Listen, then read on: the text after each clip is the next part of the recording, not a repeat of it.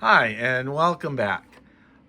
Today we're going to take our K5 Plus. I have programmed the International Space Station in here, and it's on my B band, which we're set to right now.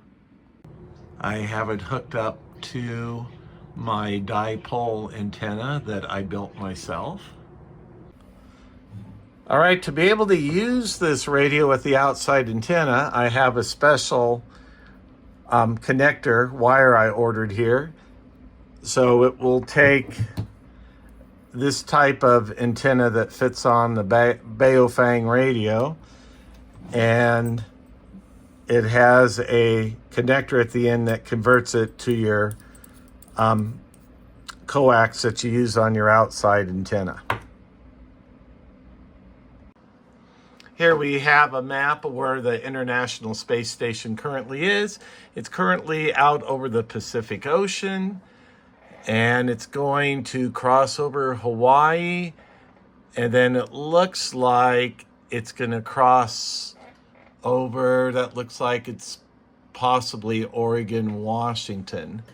And we're over here by Lake Tahoe, so it's probably couple hundred miles away from us, but we should be able to at least hear it. When it was down here going into on its last pass near the Southern California-Mexico border, I was able to pick it up. But I'm hoping being north of us, we might get a better signal. Now, normally I use my Anytone 2-meter radio, the mobile radio, and I've used the repeater on numerous occasions and have talked to people in the Western United States when the International Space Station's overhead using 25 watts. And the challenge here is going to be we're going to only be using 10 watts. And as you can tell, let's switch this over to imperial measure. You can see that the space station's 260 miles away. So we're going to have to travel a distance with our radio of 260 miles to bounce off the repeater. And like I said, I can easily do it with 25 watts, but I've never tried it with 10 watts. And as you can also see, the space station's moving at a little over 17,000 miles an hour. So we're going to wait till it's in position right over the Western United States, and then we'll see if we can make contact with someone using the repeater. We're still waiting for it to get in position, but I just thought the altitude's 260 miles. So if it was directly overhead, it would be 260 miles away.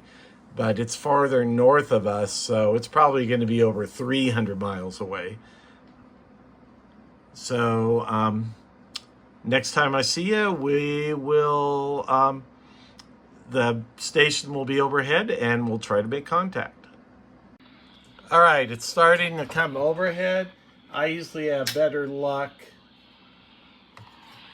once it passes over the Sierra Nevada mountains, because I'm right against the mountains. Okay, we're starting to get a signal.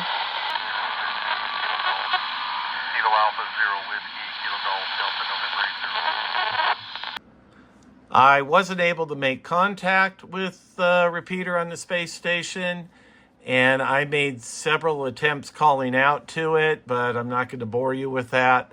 Let's just say I wasn't able to reach the repeater. And the repeater on the space station isn't like a normal repeater where you get a tone when you connect with it.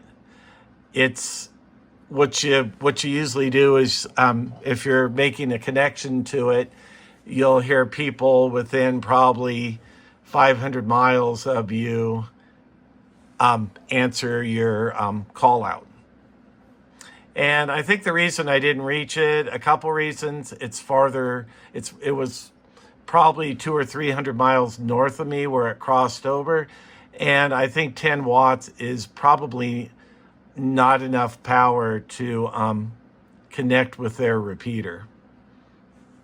So there you have it. I'm gonna say this radio, unless we maybe had a better antenna, is going to have a difficult time connecting with the International Space Station. So thanks for watching, and I will see you next time.